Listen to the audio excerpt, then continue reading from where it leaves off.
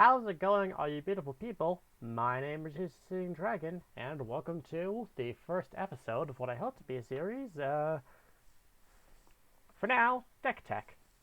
Lost Cards of Ixalan comes out in November, which is in about a month and a half at the time of recording. And we've seen a few new commanders.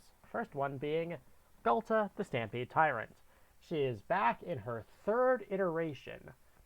For 8 mana, you get a 12/12 with Trample, and when Ghalta, Stampede Tyrant enters the battlefield, put any number of creature cards from your hand onto the battlefield.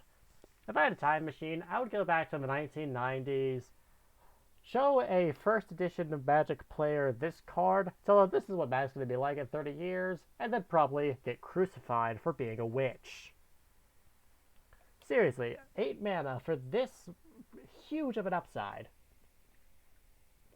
Ultimately, the 5 and then 3 green sort of ensures that it's going to be very, very hard to play in non-mono green decks. However, mono green still works, and this boy is a stompy buddy.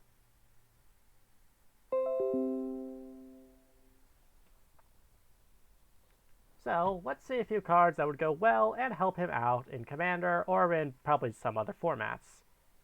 First of all, we gotta get that cost down, because 8 mana is a bit too much, in my opinion. So, Emerald Medallion reduces the cost of all green spells by 1, while Romance's Monument only reduces the creature spells by 1. However, it has, whenever you cast a creature spell, target creature you control gets +2/+2 and gains trample until end of turn. Then Goreclaw, Terror of Qualsheema, gives creature spells you cast with power 4 or greater 2 less. Whenever he attacks, each creature you control with power 4 or greater gets +1/+1 and gains trample until end of turn. Knight of the Stampede produces dinosaur spells you cost by 2, so that'll help Ghalta and any other dinosaurs you might have. Then Nylea Keen-Eyed. All creature spells cost 1 less to cast, and she's indestructible, so it's a 4 mana enchantment that can't be removed easily. And for 3 mana, you get to reveal the top card of your library. If it's a creature card, put it into your hand. Otherwise, you could choose to put it in your graveyard or just leave it right where it is. With all of that, Ghalta should always be reduced by at least 1 or 2. But, to get her out anytime soon, we still need a good bit of mana ramp. First, with Bushwhack, search the library for basic land, reveal it, put it in your hand, and shuffle. Or, target creature you control fights target creature you don't control. The first effect is the one we desire, to put an extra land in our hand, but the second one is very good for removal if we don't need mana in this second. Elvish Mystic, Feedhorn Elves, and Llanowar Elves all do the same thing. They cost a green and they tap for a green. Interchangeable, having more than one is nice, and all are very good at getting Ghalta out as soon as possible. Then Sol Ring, we all know it, it's a 1 mana artifact you can tap to add 2 colorless mana.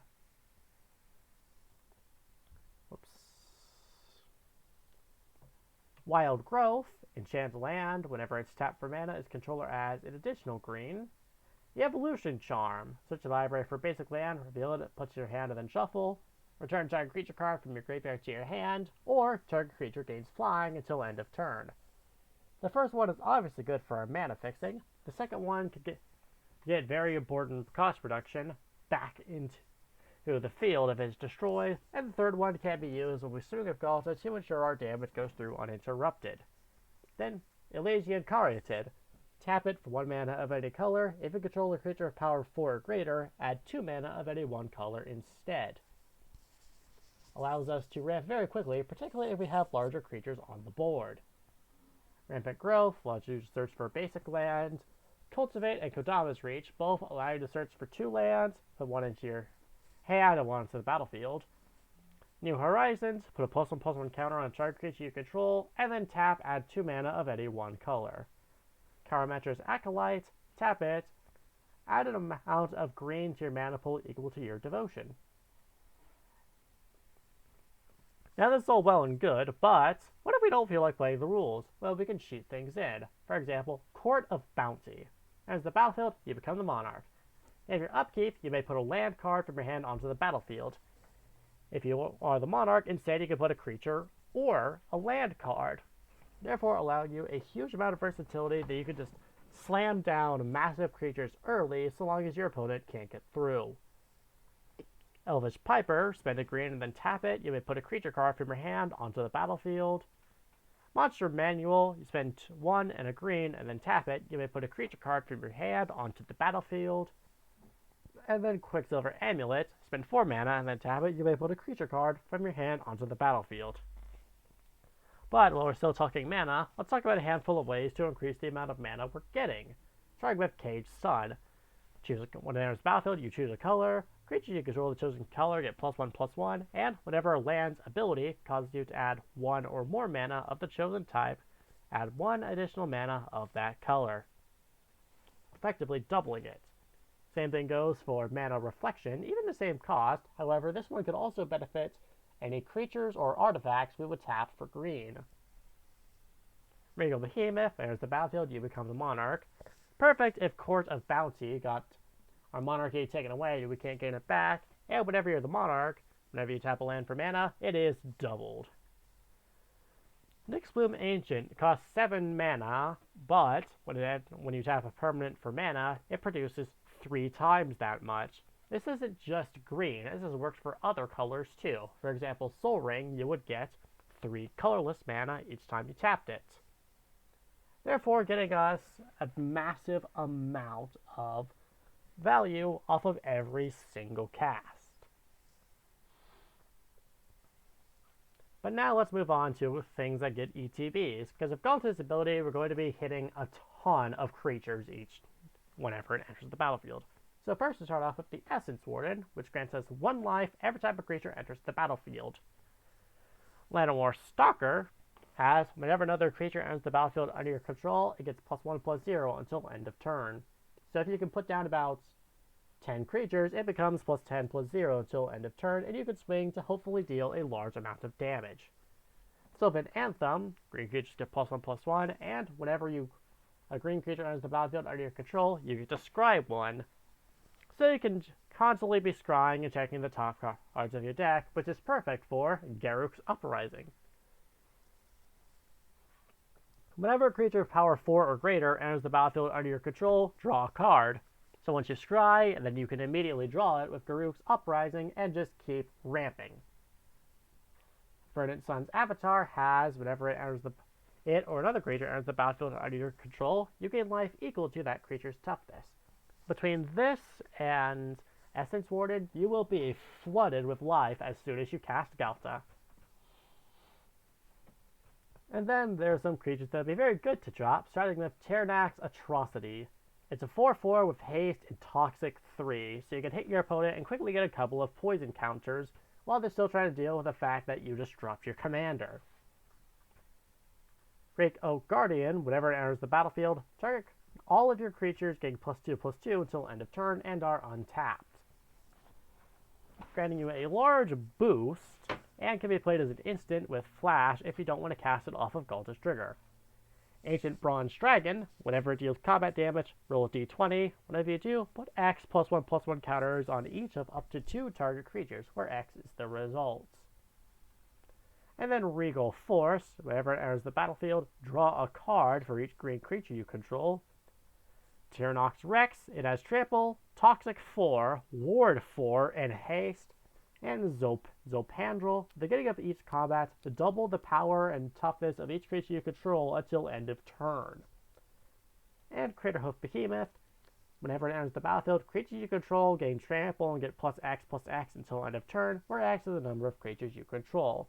If you can get Craterhoof Behemoth off of a Ghalta cast, I'm pretty sure you can just ask your opponent to go to the next game, and they will accept, unless they have something like Settle the Wreckage, in which case you can just throw the table at them.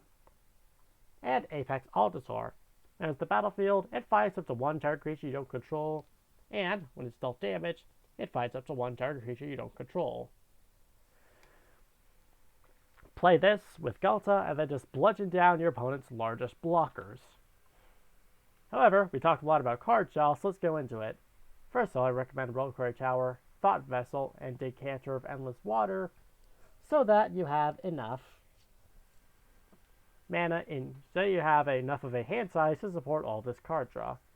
Guardian Project, whenever a non-token creature enters the battlefield under your control, If it doesn't have the same name as another creature you control or a creature card in your graveyard, draw a card. Since Commander is all about only having one of each creature, you will pretty easily be able to draw cards for each creature you play. Harmonize is a straight up draw 3 cards with no extra conditions. Shamanic Revelation says draw a card for each creature you control, and you gain 4 life for each creature you control with power 4 or greater. If most of your creatures are that big, you're going to have a lot of cards and a lot of life. That's about all there is for Ghalta here, but before I leave, I do want to touch on a couple of extra creatures, or a couple of extra commanders that he would work well with. For example, Atali Primal Conqueror. When it enters the battlefield, each player exiles cards from the top of their library until they exile a non-land card. You may cast any number of spells from among the non-land cards without paying their mana costs. If you can get Ghalta off of this, you can also get a ton of creatures off of this, as well as whatever you're taking for your opponent, free of charge. And if they whine about it, just tell them skill issue and move on. Then Ghalta and Maverin. When you attack, you may create a tapped XX green dinosaur creature token with trample, where X is the greatest power among other attacking creatures.